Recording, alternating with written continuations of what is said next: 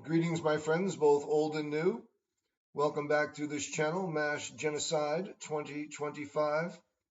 It is January 10th, approximately 5 p.m. Eastern Time in Florida, and I've just been notified that the city of Soledar in eastern Ukraine, now Western Russia, probably always Western Russia, has fallen to the forces of private military company Wagner at great cost in life on both sides. It's not necessarily a cause for celebration because this was not easy. However, for the citizens in Donbass who've been under the constant shelling of rockets, snipers, small arms, and mortars, it's coming to an end. The Russians will now, and the Russian allies, and of course, private military company Wagner, known as PMC Wagner, they now have the opportunity to encircle Bakhmut. The forces of Ukraine have the opportunity to withdraw from Bakhmut. They should withdraw from Bakhmut. If they don't, they will suffer the same fate as those who refuse to give up in Soledar. None of us should be joyous other than the people of the Donbass who now have the opportunity to live their life in peace without the fear of rockets. Although it's not quite over, for them it's almost over.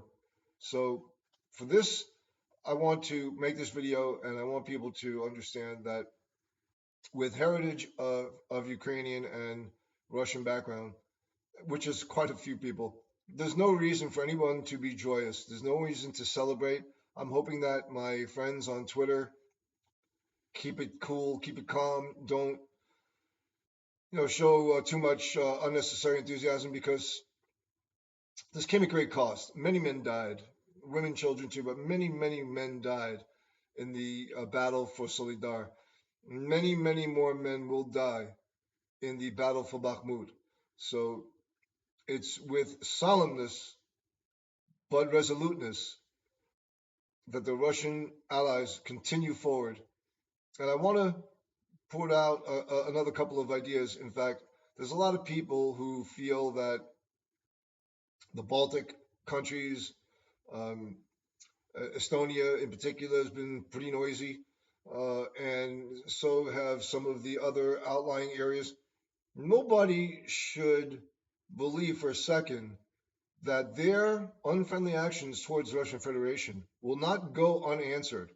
So what I like to say is that NATO has been on the march to the east for 31 years, well, 32 years now, from 1991. Russia may now be on the march for the next 30 years. This is not over. This has just begun. We need to support the people of that area as best we can. Let's not celebrate this. There's nothing to really celebrate, but let's move forward. Let's continue to support the Russian Federation online, because they don't really get a lot of support. There's 250 PR agencies that work for Ukraine. There's hundreds of millions of dollars going into the public relations for Ukraine. Russia doesn't really do this. They count on us to continue to spread the truth and continue to hold vigil for those who have suffered and those who have paid this price. My friends, mass genocide still awaits much of the world. You can see what's happening with the flooding. You can see what's happening with the extreme weather all around. Don't let them call it climate change. There's a serious amount of disturbance in the solar system, and that is what's happening. The sun ripped off a X-flare yesterday. If you want to learn more about this, there's two channels I recommend on YouTube.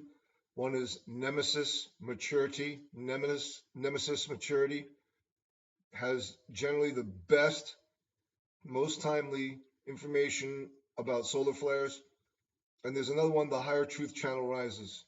The Higher Truth Channel Rises. While you're at it, if you really want to learn what's going on with history, there's another channel, Wise Up. This is on YouTube, Wise Up. So I know I got a little off the track here. I don't usually spend more than a couple of minutes on these, but I wanted to share some of the eye-opening websites. that are educating people and informing people as to what's going on from the sun, what's going on in the solar system, and what's going on with our covenant history. So, like and subscribe, recommend my channel. I appreciate it to everyone. Peace out. Love to you all.